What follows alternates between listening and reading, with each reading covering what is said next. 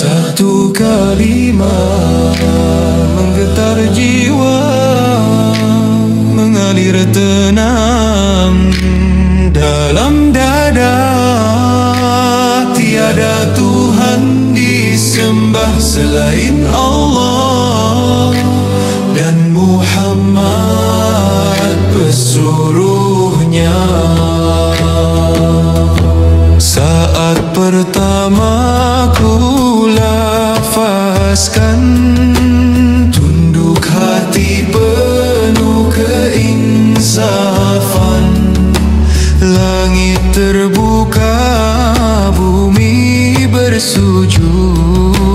Aku kembali pada yang esa. Satu kalimat janji abadi, pegangan hidup, nur sejati.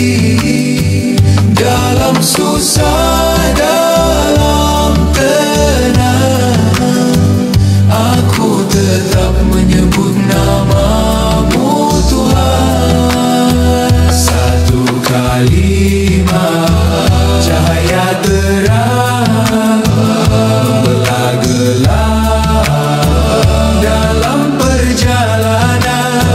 Syahadah ini nafas iman, tiang hidup insan bertuhan. Dari syahadah lahirlah solat, zakat, puasa, dan juga haji. Setiap rukun bernafas darinya, membentuk jiwa, membina hati. Bukan sekadar lafaz di bibir, tapi janji yang terpahat di jiwa.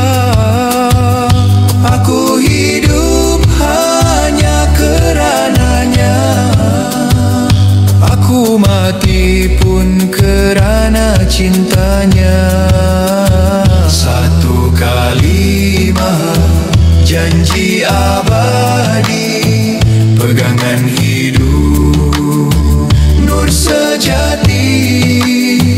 Dalam susah, dalam tenang, aku tetap menyebut namamu Tuhan. Satu kalimat cahaya terang, membelah gelap dalam perjalanan. Syahadah ini nafas iman, tiang hidup insan bertuhan.